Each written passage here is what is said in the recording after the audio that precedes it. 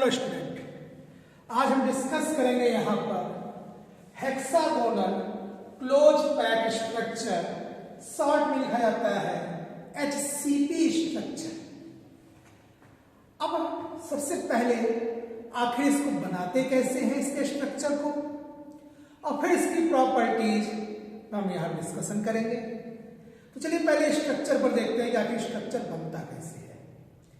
Hexagonal close pack structure, तो पहले तो हम हेक्सागोनल क्लोज का एक यूनिट सेल का फॉर्मेशन करते हैं और क्लोज पैक क्यों कहा गया उसका एटॉमिक पैकिंग फ्रैक्शन कैलकुलेट करके देखेंगे। देखिए बनाने का तरीका क्या है, बड़ा सिंपल सा तरीका है। आपने केमिस्ट्री में बेंजीन का स्ट्रक्चर तो बनाया ही होगा, हिंदी में मैथ में आप उसी को षटभुज कहा करते थे। तो अगर हम यहाँ पर उसी को बनाना चले तो थोड़ा सा ध्यान देंगे यहाँ बनाते समय। ध्यान क्या देना है खाली बनाते समय कि जब हम वो षटभुज वो हेक्सागोनल स्ट्रक्चर बनाए तो ये और ये एक लाइन में ना हो, जिससे कि 3D व्यू थोड़ा सा आ सके। ठीक है, बाकी कुछ नहीं। तो हमने देखिए इसके नीचे इसको रखा नहीं है, ये स्ट्रक्चर हमने ले लिया, ये स्ट्रक्चर लिया,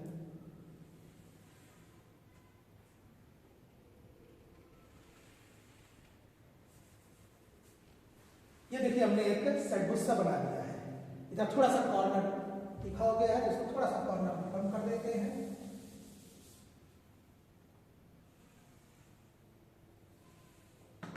ठीक, अब करना क्या है, ये जो हमने बनाया हुआ है षटभुज, ये बेंजीन स्ट्रक्चर, इसी को थोड़ा सा हम कंटिन्यू करेंगे। यहां पर देख रहे हैं, ये लाइन कंप्लीट कर दिया।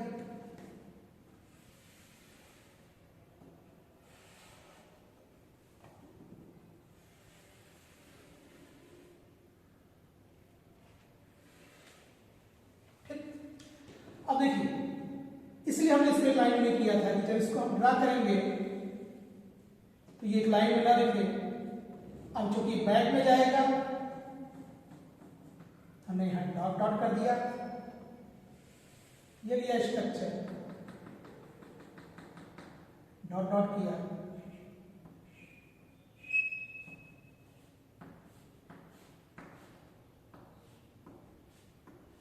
ये एक स्ट्रक्चर बना है। ठीक, अब इस स्ट्रक्चर में हम एटम प्लेस करेंगे। तो सेंटर में एक एटम होता है, 8 कॉर्नर पर,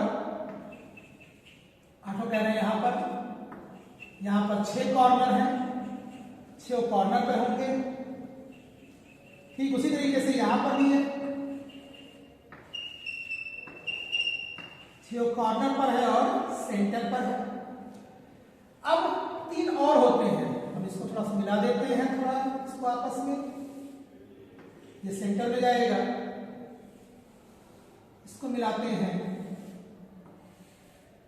ये सेंटर में रहेगा। तो होना क्या है कि ये जो अल्टरनेट आइसोस्केल्स मतलब जो समबाहु त्रिभुज बने हैं, ये अल्टरनेट हम यहां पर लेते हैं 3। इनको मिलाने वाली जो लाइन है उसके मिडिल पॉइंट पर एक एटम होगा, इसके और इसके मध्य पॉइंट को मिलाने वाली लाइन पर एक होगा,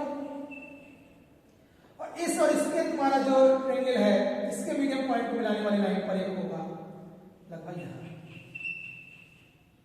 ये तुम्हारे 3 मिडिल लेयर होते हैं।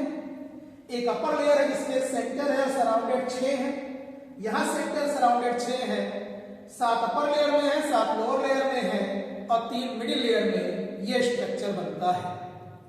अब अगर इसका टॉप व्यू देखना चाहें तो टॉप व्यू देख रहे हैं, यहां सेंटर पर एक है एटम, उसके अराउंड 6 है। तो हमने यहां पर 2 3 4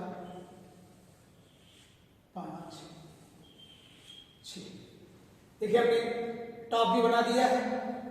टॉप व्यू में अगर हमने इसको सबको नाम दे दिया, ए सेंटर है, सी कॉर्नर है, तो जो मिडिल लेयर होता है वो अल्टरनेट हमने कहा था, एक छोड़कर। तो एक ये हमारा दिख रहा है, एक ये दिख रहा है, एक ये दिख रहा है। टॉप से देखेंगे तो ये तुम्हारा यहां डॉटेड बना देते हैं हम।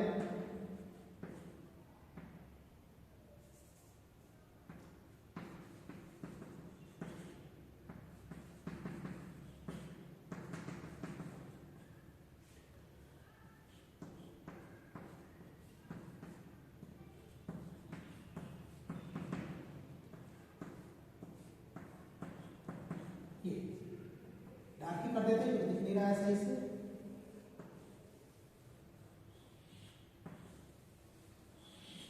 ये हमारा मिडिल लेयर है जो टॉप से दिखेगा, जो गैप है उस गैप अल्टरनेट सेंटर पे हमने लिया हुआ है। तो ये हमारा हो गया हेक्सागोनल और क्लोज पैक स्ट्रक्चर का फॉर्मेशन। अब इसमें कुछ प्रॉपर्टी डिस्कस करेंगे और साथ ही साथ इसका एटॉमिक पैकिंग फ्रैक्शन कैलकुलेट करेंगे। सबसे पहले हम बात करते हैं किसकी, number of atoms per unit cell. अगर number of atoms per unit cell की बात की जाए तो होता क्या है, आप देख रहे हैं ये अपर फेस पर एक है, एक लोअर फेस पर है, जो कि केवल दो ही शेयर होगा, मतलब इस बॉक्स पर एक बॉक्स रख सकते हैं और इसको किसी एक पर रख सकते हैं। तो सेंटर वाला 2 से शेयर होगा, ऐसे 2 है, 1 2 3 4 5 6 अपर लेयर में और 6 लोअर लेयर में 12 कॉमन एटम है। लेकिन यहाँ 90 डिग्री नहीं है, यहाँ देखिए 120 डिग्री है। तो हर कॉमन एटम यहाँ पे 6 सेल से द्वारा शेयर होगा, 6 नेबरिंग सेल। इसको अगर मैं इसे बढ़ा देते हैं तो 3 तो ऐसे होगा, 3 इसके ऊपर 6 से शेयर होगा। तो नंबर ऑफ एटम्स क्या हो जाएगा, 1/6 into 12 corner atom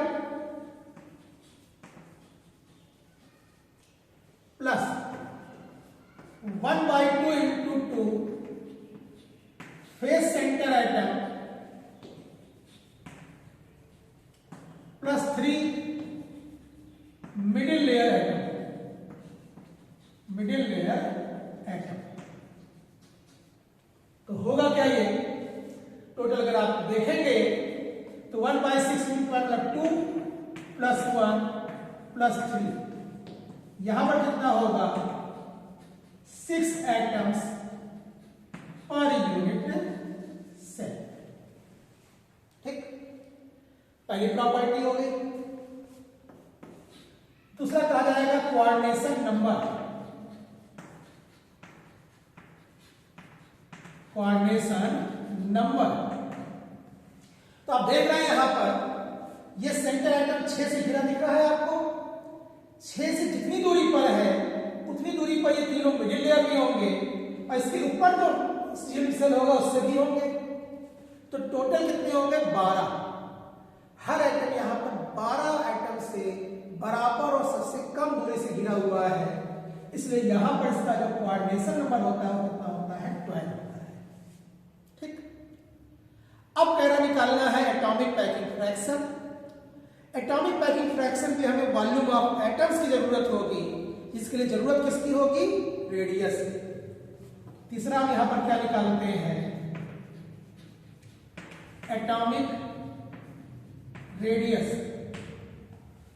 atomic radius आप इससे देखें, कोई भी 2 साइड है, बीच की दूरी कितनी है, a है। हमने कहा कोई भी 2 ले लो, चाहे इसको ले लो। तो ये आपका क्या दिख रहा है r और दूरी कितनी है a। दिख रहा है सीधा सीधा आपका इस फिगर से भी और यहां से भी कि यहां पर 2r बराबर किसके है, a के है। इसका मतलब r बराबर किसके होगा, a/2 के। तो वॉल्यूम ऑफ एटम्स क्या हो जाएंगे, तो हम यहां पर बात करें volume of atoms per unit cell. Volume of atoms per unit cell, हम देख क्या रहे हैं यहां पर, इसमें कितने नंबर ऑफ एटम है, 6 एटम है और हर एटम की रेडियस कितनी है, a/2। तो वॉल्यूम क्या हो जाएगा, वॉल्यूम हो जाएगा 6 इंटू 4/3 पाई r3, मतलब a/2 का क्यूब।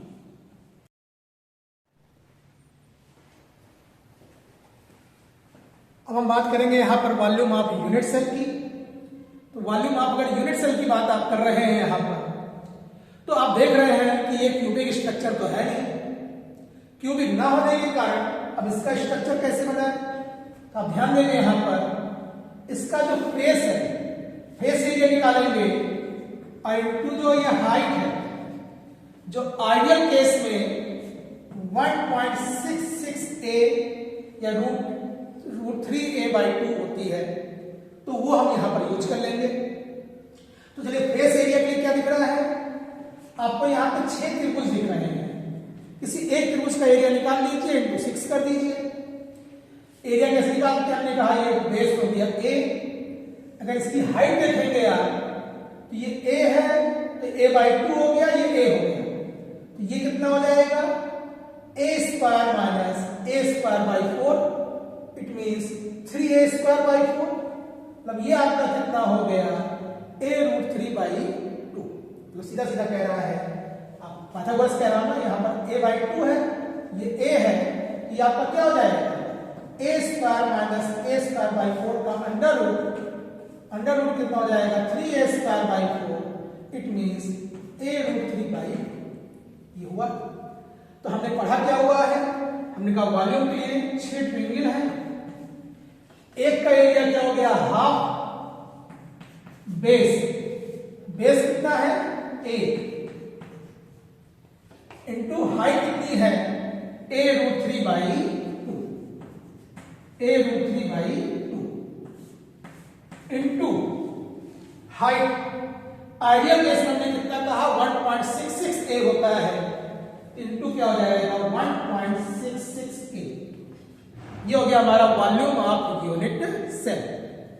तो एपीएफ क्या होगा, एपीएफ परसेंटेज में अगर हम कैलकुलेट करना चाहें तो होता क्या है formula, volume of atoms per unit cell upon volume of unit cell.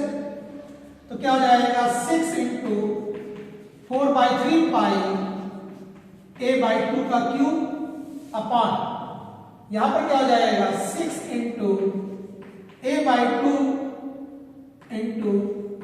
a√3/2 × 1.66a।